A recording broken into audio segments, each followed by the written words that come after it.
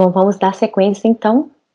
E agora a gente vai falar nada mais, nada menos do que de Charles Robert Darwin.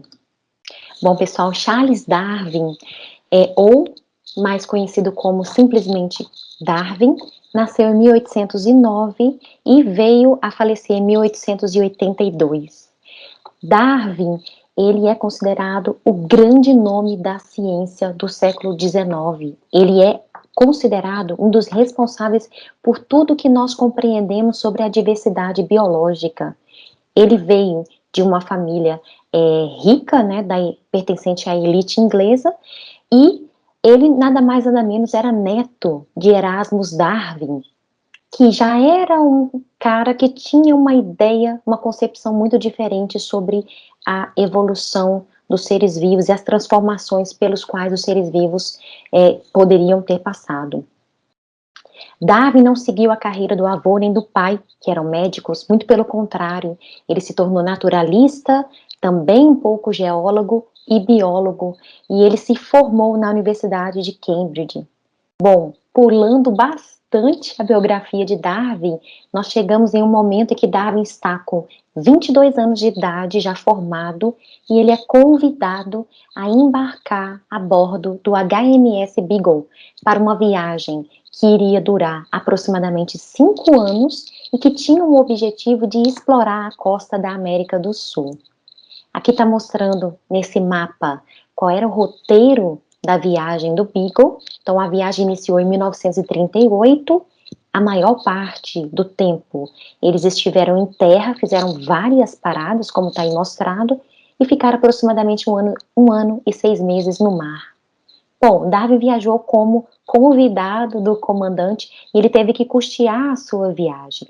A viagem teve o trajeto inicial partindo da cidade de Plymouth, na Inglaterra, e aí depois ele percorreu Ilhas Canárias, Cabo Verde, chegou até o Brasil, onde ele foi tanto na ida quanto na volta, passando por toda a região da costa da América do Sul, percorrendo Uruguai, Patagônia, na Argentina, Chile, Peru, o arquipélago de Galápagos, que foi uma parada importantíssima, de onde ele trouxe muita inspiração e muita observação e coleta de amostras nesse local, regressou via Tahiti, Nova Zelândia, Austrália, Ilha Cocos, Ilhas Maurícias, África do Sul, passou de novo pelo Brasil e aí ele retornou via Açores até chegar ao ponto de partida na Inglaterra. No Brasil, pessoal, ele ficou ao mesmo tempo extremamente fascinado com a biodiversidade da Mata Atlântica. Imagina só, a Inglaterra que tem, né, uma biodiversidade tão limitada e comparar com aquilo que ele observou na Mata Atlântica é de ficar assim de boca aberta. E ele ficou extremamente fascinado com o que ele viu no Brasil, ao mesmo tempo absolutamente revoltado com a escravidão, porque ele tinha essa concepção de que a escravidão era algo errado, e o Brasil estava vivendo o auge do período da escravidão, quando ele visitou o Brasil. Quando ele visitou a Argentina, pessoal, ele encontrou fósseis, né, ele teve a oportunidade de ver fósseis de animais gigantescos que já haviam sido descobertos. Então ele observou fósseis de tatu gigante e da preguiça gigante, e ele se perguntou por que fósseis de animais gigantes estavam no mesmo lugar onde hoje podiam ser encontrados animais semelhantes vivos, mas de tamanho menor. O que explica essa semelhança entre esses animais que não existem mais, que são fósseis, são registros fósseis hoje, e que na cabeça de Darwin poderiam representar os ancestrais dos animais atuais, do tatu atual e da preguiça atual, que habitam aquela região. Então ele ficou, né, fervilhando com essas ideias na cabeça.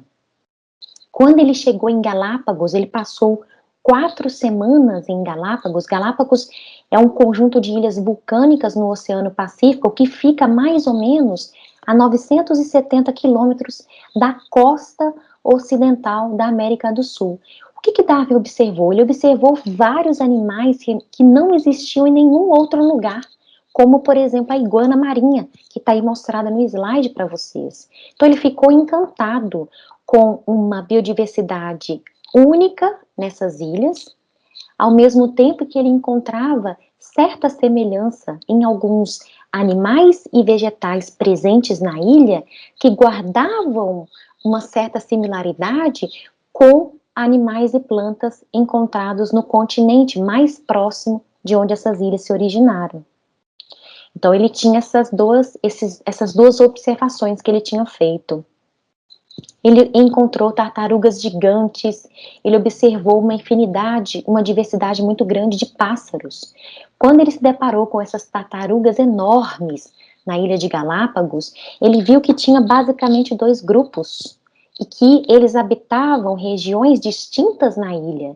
Existia um grupo que tinha um formato de casco, um casco em formato de sela e que dava um pouco mais de liberdade para o pescoço dessa tartaruga se movimentar, e ele viu que essas tartarugas, elas eram encontradas principalmente nas áreas mais secas, que tinha, né, uma diversidade de plantas mais esparçadas, e que tinham alguns arbustos grandes, e essas tartarugas teriam uma facilidade maior de conseguir coletar folhas de arbustos mais altos, uma vez que elas tinham o pescoço mais livre, por conta da própria liberdade que o formato do casco concedia a essas tartarugas. Ao mesmo tempo que as tartarugas que eram encontradas em regiões mais fechadas, de mata, com abundância de recurso, inclusive, tinham um formato de casco mais parecido com as tartarugas encontradas em outros locais. Um outro animal que chamou muita atenção de Darwin são os tentilhões, que são pássaros que tinham uma diversidade incrível nas ilhas.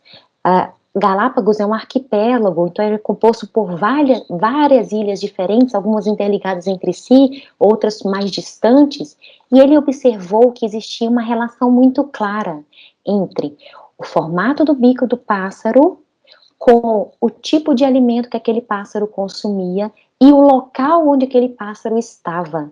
E aí ele via que tinha essa relação. Além disso, ele observou que existiam pássaros no continente, na costa ocidental, o continente mais próximo de Galápagos, que tinha também uma certa similaridade com os tentilhões que ele encontrou nessas ilhas. Então ele fez várias coletas de exemplares desses pássaros, que inclusive estão expostos até hoje no Museu de História Natural, lá na Inglaterra, e aí ele ficou fervilhando com essas ideias. O que explica essa diversidade que houve nessa ilha? O que explica? Será que existe alguma relação entre a característica formato de bico com aquilo que o pássaro come, com o local onde aquele pássaro se encontra? Como que isso se processou ao longo de milhares de anos? Quando ele chegou na Patagônia, na Argentina, ele encontrou a ema, e ele logo se lembrou, poxa vida, tão parecida com a avestruz que tem na África, na verdade. Ao mesmo tempo, ele viu dois tipos de ema. Ele viu que tinha espécies de emas que habitavam diferentes regiões, diferentes vegetações, e que tinham características levemente modificadas, levemente diferentes, que a tornavam mais adaptáveis a esses ambientes. E ele se perguntou por que iriam existir duas espécies de emas em regiões tão próximas da América do Sul. E o que explica eu ter uma ema na América do Sul e eu tenho uma avestruz na África? Pessoal, Darwin, ele não elaborou a sua teoria evolutiva baseado somente naquilo que ele observou nos pontos de parada da viagem no Beagle. Ele tinha uma bagagem teórica muito fundamentada que ele foi acumulando ao longo do tempo. Um dos grandes influenciadores de Darwin foi o geólogo Charles Lyell. Darwin, ele viajou no Beagle com o livro do Lyell, que falava sobre geologia, que contava sobre as ideias do Lyell, o que Lyell pensava sobre as transformações geológicas pelos quais a Terra passou. Lyell, ele defendia que a Terra passou por várias transformações que se acumulavam ao longo do tempo. E baseado nessa teoria proposta por Lyell, Charles Darwin imaginou, será que, da mesma forma com que a Terra ela não é imutável, ela se transformou ao longo de milhares de anos, essas transformações, esses processos de transformações não poderiam ter acontecido com todos os seres vivos, no qual várias transformações se acumulariam ao longo de gerações, ao longo do tempo, e seriam responsáveis pela grande diversidade de seres vivos que nós encontramos no planeta Terra? Então ele se perguntou até que ponto as ideias de Leo não poderiam se aplicar à biologia. Uma outra influência de Darwin, e isso é muito curioso, é a própria observação da atividade humana. Darwin, ele observava muito o modo como o ser humano, especialmente na Inglaterra, fazia para selecionar as espécies vegetais e animais que eram mais interessantes para o próprio ser humano. Então, o melhoramento de espécies e vegetais, o próprio processo de domesticação de raças de animais e de variedade de plantas, no qual o homem, observando na natureza a diversidade existente de plantas, sempre buscou selecionar aquelas que mais o interessavam e cruzar essas variedades de plantas ou raças de animais com essas características mais interessantes, com a intenção de que essas características prevalecessem nos descendentes. Então, da mesma forma que o homem era capaz de fazer isso através de uma seleção artificial, se beneficiando de raças, de espécies, de variedades que traziam algum benefício para o homem, por que que a natureza não poderia ter um processo semelhante no qual haveria uma seleção natural, olha aí a palavra, pessoal, uma seleção natural de características que nesse caso seriam mais vantajosas para a sobrevivência daquelas espécies, daqueles grupos de seres vivos no ambiente. É isso que Darwin ficou imaginando. Outra influência importante de Darwin foi Thomas Malthus. Thomas Malthus foi um economista britânico que postulou que havia uma falta de sincronia entre a taxa de crescimento da população humana era muito desproporcional à nossa capacidade da agricultura fornecer alimento para todos. Apesar dos avanços que a agricultura estava sofrendo, aumentando a demanda, a quantidade de alimento disponível, as populações humanas estavam crescendo num ritmo de uma progressão que ele chamava de progressão geométrica. 2, 4, 8, 16, 32, 64, e a nossa capacidade produtiva de fornecer alimento crescia numa escala aritmética. 2, 3, 4, 5, e com isso, o que aconteceria? A fome, a competição, em que alguns seres humanos não iriam sobreviver, haveria fome, haveria miséria no planeta Terra, pela nossa ineficiência de suprir a todos com demanda de alimentos. A demanda era muito maior do que a nossa capacidade de produção. Bom, com tudo isso em mente, e depois de viajar 5 anos no Beagle e processar por 20 anos todas essas informações, Darwin começou a postular suas ideias. E aí ele começou a imaginar o seguinte: existe uma variabilidade na população de indivíduos da mesma espécie. E quando eu olho dentro da mesma espécie, eu observo que os seres vivos da mesma espécie não são iguais. Olha a espécie humana. E há variabilidade entre espécies também. A maioria dos animais, pensando nos animais, eles deixam muito descendentes, eles têm uma prole muito numerosa, mas nem todos irão sobreviver, porque na natureza existe recurso limitado, não há alimento para todos, existe competição dentro da espécie, e existe competição entre espécies, muitas vezes pelo mesmo recurso, ou seja, pensando um pouco nas ideias de Malthus, existe uma luta pela sobrevivência que também acontece na natureza, e isso acaba equilibrando qual é a capacidade máxima de indivíduos que suportam uma determinada região. Por quê? Porque muitos vão nascer, mas também muitos vão morrer, e isso vai chegar a atingir um determinado equilíbrio. Alguns indivíduos possuem características que eles naturalmente já têm, que podem favorecer a sua sobrevivência. E eles vão ser capazes de sobreviver nesse ambiente, que é um ambiente muito desafiador. Considerando a escassez de recursos para todos, essas características que o tornam mais apto aumentariam a chance dele se adaptar a essas condições limitantes, chegar à idade adulta, se reproduzir e deixar mais descendentes. Não é o mais forte e o melhor que é o mais apto na cabeça de Darwin, mas é aquele que tem a maior capacidade de se adaptar, se reproduzir e deixar descendentes. Os descendentes que herdassem essas mesmas características adaptativas, vantajosas, teriam igualmente as mesmas chances de sobrevivência que os seus pais.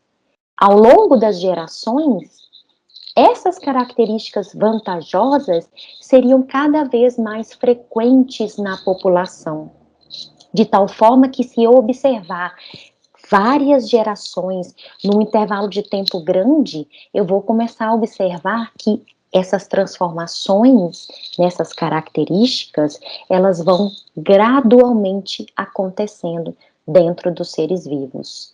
Então, ele propôs que existe uma descendência por modificação e que esse mecanismo que seleciona os indivíduos mais aptos e mais adaptados, ele deu o nome de seleção natural. Da mesma forma que os britânicos selecionavam as características de pombos que mais os interessavam e artificialmente iam promovendo os acasalamentos entre pombos para que essas características permanecessem nos descendentes, existia um mecanismo de seleção daqueles indivíduos mais adaptados ao ambiente, mas era um mecanismo natural que acontecia na natureza. Darwin propôs que todos os seres vivos descendiam a partir de um ancestral comum. E foi ele um dos primeiros cientistas a elaborar como que isso se processaria. E ele desenhou uma estrutura semelhante a uma árvore. Esse desenho é um esboço do diário dele. Então ele imaginava o seguinte, que as espécies estavam relacionadas evolutivamente, compartilhando um ancestral comum em algum ponto da história. E a partir desse ancestral comum, muito simples, toda a diversidade de seres vivos teria surgido no planeta Terra. É claro que a gente tem que considerar uma escala de tempo de milhares e muitas vezes de milhões de anos para a gente chegar em toda essa diversidade que nós encontramos hoje. Mas ele acreditava que sim, os seres vivos não são imutáveis, eles passam por transformações, e essas transformações foram acontecendo de forma gradual, permitindo com que a natureza selecionasse as características e, portanto, os indivíduos da população com maior capacidade de se adaptar ao ambiente. Vamos continuar na próxima aula.